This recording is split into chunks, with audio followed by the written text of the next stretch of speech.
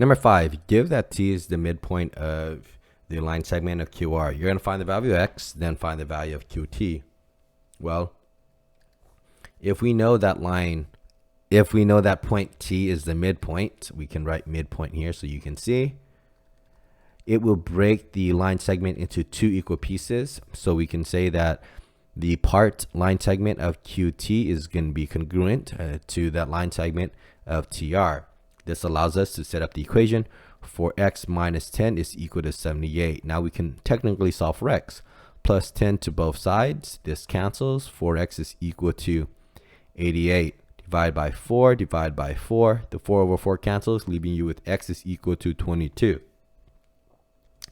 Now, we actually have the first part of what the x value is, but we need to find qt.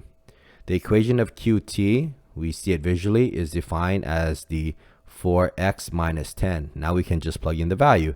Qt is equal to 4, substitute in the 22, minus 10.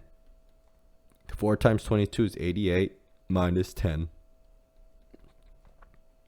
Qt is equal to 78.